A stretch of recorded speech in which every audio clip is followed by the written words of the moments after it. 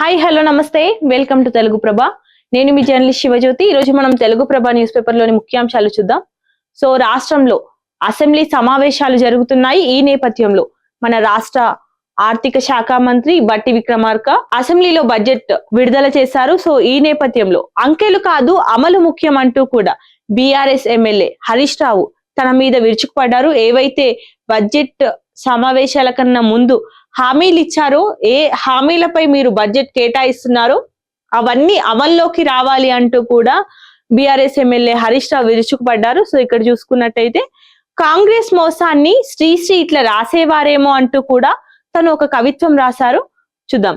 రాహుల్ గాంధీ మాట నమ్మి, ప్రియాంక గాంధీ బాస నమ్మి కాంగ్రెస్ కు ఓటు వేసిన నిరుద్యోగికి ఎంత కష్టం ఎంత కష్టం.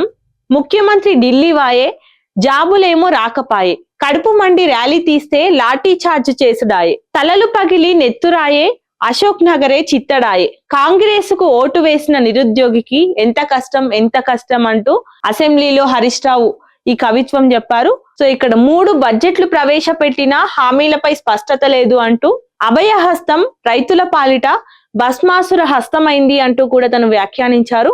ఇక్కడ చూసుకున్నట్టయితే ఉద్యోగులు రిటైర్డ్ సిబ్బంది సమస్యల్ని పట్టించుకోలే. ఎక్సైజ్ ఆదాయాన్ని ఎలా పెంచుతారో ప్రభుత్వం చెప్పాలి. అసెంబ్లీలో మాజీ మంత్రి బీఆర్ఎస్ ఎమ్మెల్యే హరీష్ రావు ప్రశ్నించారు. రైతు భరోసా నిధులు విడుదల జరిగింది. సో ఇందులో 68 లక్షల రైతులకు 3,446 కోట్లు పంపిణీ చేశారు. మొదటి విడత రిలీజ్ అయింది. ఇక్కడ చూసుకున్నట్టయితే హైదరాబాద్ అంటే lakes and rock city, signal free దశగా నగరం, అవసరమైతే మూసి ప్రక్షాళనపై కేబినెట్ సబ్ కమిటీ ఏర్పాటు చేస్తామంటూ, మాది గుడ్ గవర్నెన్సే కాదు స్మార్ట్ గవర్నెన్స్ కూడా అంటూ శాసన మండలిలో ముఖ్యమంత్రి రేవంత్ రెడ్డి వ్యాఖ్యానించారు. హేట్ స్పీచ్ కు చెక్ పెట్టే మార్గాలు కనిపిస్తున్నాయి. విద్వేష ప్రసంగాలు, హేట్ క్రైమ్ పై చట్టం తీసుకురానున్నట్టు తెలుస్తుంది. మెట్రో స్వాధీనానికి 15,000 కోట్లు కేటాయించినట్టు కూడా తెలుస్తుంది. తల్లిదండ్రుల మద్దతు బిల్లుకు గ్రీన్ సిగ్నల్ ఇచ్చింది. సో సామాజిక న్యాయం భద్రతే లక్ష్యంగా కేబినెట్ ఈ నిర్ణయాలు తీసుకున్నట్టు తెలుస్తుంది. ఇక్కడ చూసుకుంటే ధరణి పేరుతో రైతులకు అన్యాయం జరిగింది అంటూ కూడా హరీష్ రావుపై డిప్యూటీ సీఎం బట్టి విక్రమార్క విరుచుకుపడ్డారు. సో అసైన్డ్ భూములను పార్ట్ బి లో పెట్టి హింసించారు అంటూ వ్యాఖ్యానించారు. అందుకే పారదర్శకమైన భూభారతి తీసుకొచ్చామంటూ కూడా తను పేర్కొన్నారు. రిజిస్ట్రేషన్ల ఆదాయంపై బీఆర్ఎస్వి ఆరోపణలే అంటూ కూడా తను వ్యాఖ్యానించారు. 10 ఏళ్లలో ఎన్ని ఉద్యోగాలు ఇచ్చారు అంటూ కూడా ఇక్కడ ఎమ్మెల్యే హరీష్ రావును మంత్రి సీతక్క ప్రశ్నించారు. నోటిఫికేషన్లు విడుదల చేస్తే సరిపోద్దు, వాటిని అమల్లోకి తీసుకురావాలి, ఉద్యోగాలు ఇవ్వాలి అంటూ కూడా తను తెలిపారు. ఇక్కడ చూసుకుంటే మన బియ్యానికి విదేశాల్లో డిమాండ్ ఉంది అంటూ కూడా ఇక్కడ మంత్రి ఉత్తమ్ కుమార్ రెడ్డి తెలిపారు. సో థాయిలాండ్, వియత్నాం సరసన మన బియ్యం ఉన్నాయి, దృష్టి మరల్చేందుకే హరీష్ రావు ఆరోపణలు చేస్తున్నారు అంటూ కూడా తను వ్యాఖ్యానించారు. ఇక్కడ చూసుకుంటే గనుల రంగంలో క్రిటికల్ మినరల్స్ కీలకం అంటూ కూడా కేంద్ర బొగ్గు గనుల శాఖ మంత్రి కిషన్ రెడ్డి తెలిపారు. సో ఇక్కడ గ్లోబల్ టెక్నాలజీ ఎనర్జీ మార్పిడిలో ప్రాధాన్యం ఉంది అంటూ 23 రాష్ట్రాల్లోని 656 జిల్లాలో డిఎంఎఫ్ ల ఏర్పాటు చేస్తున్నామంటూ కూడా తను తెలిపారు. ఇక్కడ చూసుకుంటే మొయినాబాద్ నిందితులకు కస్టడీ 3 రోజులకు ఉప్పరపల్లి కోర్టు అనుమతిచ్చింది.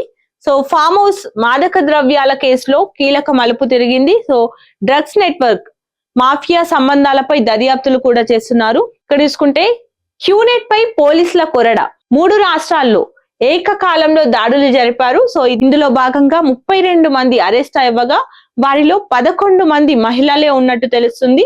ఈ వివరాలన్నీ కూడా సిపి సజ్జనర్, హైదరాబాద్ సిపి సజ్జనర్ వెల్లడించారు. సో ఇక్కడ చూసుకుంటే బీజేపీ ఆధ్వర్యంలో సోమవారం నిర్వహించిన అసెంబ్లీ ముట్టడిలో పార్టీ రాష్ట్ర అధ్యక్షుడు రామచంద్రరావును అదుపులోకి తీసుకున్న పోలీసులు ఇక్కడ ఫీజు రియంబర్స్మెంట్ నిధుల విడుదల కోసం సోమవారం హైదరాబాద్ లో గన్ పార్క్ వద్ద నిరసన తెలిపిన బీఆర్ఎస్ ఎమ్మెల్యేలు, ఎమ్మెల్సీలు. ఇక్కడ చూసుకుంటే మున్సిపల్ కార్మికులకు కనీస వేతనం కోసం సోమవారం నగరంలోని ఇందిరా పార్క్ వద్ద మున్సిపల్ కార్మికుల మహాధర్నాకు మద్దతు తెలిపిన సిపిఐ ఎమ్మెల్యే కూనంనేని. సో ఇప్పుడు మనం జాతీయ వార్తలు చూసుకున్నట్లయితే కరోనాను గెలిచినట్లే ఈ గండాన్ని అధిగమిద్దామంటూ కూడా ఇక్కడ పశ్చిమాసియా సంక్షోభంపై లోక్సభ వేదికగా మన ప్రధాని నరేంద్ర మోదీ భరోసా ఇచ్చారు. సో ఇంధనం, ఎరువులు, నిత్యావసరాల ఇబ్బందులు కలగకుండా చర్యలు తీసుకోవాలంటూ కూడా తను తెలిపారు. యుద్ధం ఏ సమస్యకు పరిష్కారం కాదు అంటూ తను వ్యాఖ్యానించారు. దౌత్యం చర్చల ద్వారానే శాంతి సాధ్యమని తను స్పష్టం చేశారు. 3,75,000 మందికి పైగా భారతీయులు సురక్షితంగా స్వదేశానికి చేరుకున్నారంటూ కూడా తను తెలిపారు. బ్లాక్ మార్కెట్ కు పాల్పడే వారిపై అప్రమత్తంగా ఉండాలి అంటూ కూడా తను సూచించారు. ఇక్కడ చూసుకుంటే మోదీ ప్రసంగం అంతా ఆత్మశుద్ధి సంభాషణల గారడి అంటూ కూడా ఇక్కడ సోషల్ మీడియా వేదికగా జైరాం రమేష్ ఘాటు విమర్శలు చేశారు. వినాశకరంగా కరోనా కాలంలో ప్రభుత్వ నిర్ణయాలున్నాయి. సో అమెరికా ఇజ్రాయెల్ దాడులను ఖండించకపోవడంపై తను ధ్వజమెత్తారు. వనవాసి పేరుతో ఆదివాసీల హక్కులపై దాడి చేస్తున్నారంటూ కూడా బీజేపీ బీఆర్ఎస్ పై ఇక్కడ కాంగ్రెస్ అగ్రనేత రాహుల్ గాంధీ ఆగ్రహం వ్యక్తం చేశారు.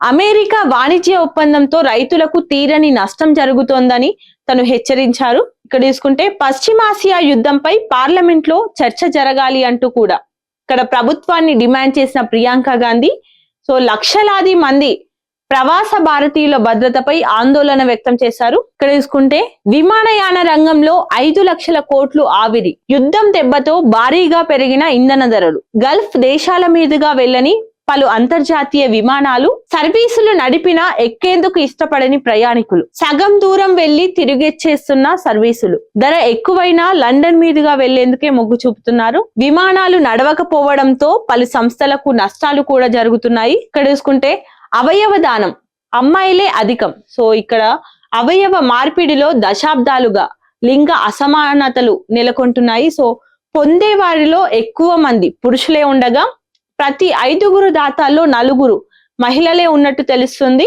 1995 నుంచి 2021 వరకు కూడా ఇదే పరిణామం జరుగుతుంది. సో మృతదేహాల నుంచి వచ్చే అవయవాలు 18% మాత్రమే ఉండగా ఇప్పటికీ చాలా వరకు కుటుంబ సభ్యుల దానాలే ఉన్నట్టు తెలుస్తుంది.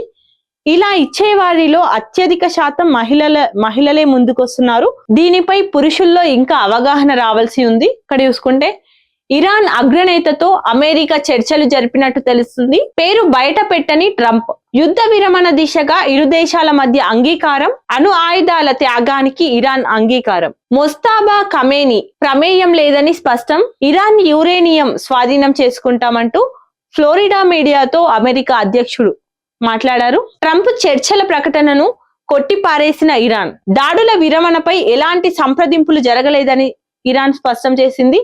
ఇదంతా మైండ్ గేమ్ అని ఆగ్రహం వ్యక్తం చేసింది. ఇక్కడ చూసుకుంటే భారీగా పతనమైన పసిడి, 10 గ్రాముల ధర ఏకంగా 9,050 రూపాయల వరకు తగ్గినట్టు తెలుస్తుంది. 4 నెలల కనిష్టానికి బంగారం ధరలు. రన్నింగ్ కామెంటరీ చూసుకున్నట్టయితే ఇరాన్ తో యుద్ధంపై అమెరికా ప్రకటన, 5 రోజుల పాటు కాల్పుల విరమణ, తర్వాత ఏమిటన్నది తేల్చలేని మిస్టరీ, శాశ్వతంగా ఆగిపోతే అదే పెద్ద హిస్టరీగా మారుతుంది అంటూ కూడా ఈ రన్నింగ్ కామెంటరీలో తెలిపారు. సో ఇవండి ఈరోజు తెలుగు ప్రభ న్యూస్ పేపర్ లోని ముఖ్యాంశాలు. మరిన్ని అప్డేట్స్ కోసం చూస్తూనే ఉండండి తెలుగు ప్రభ.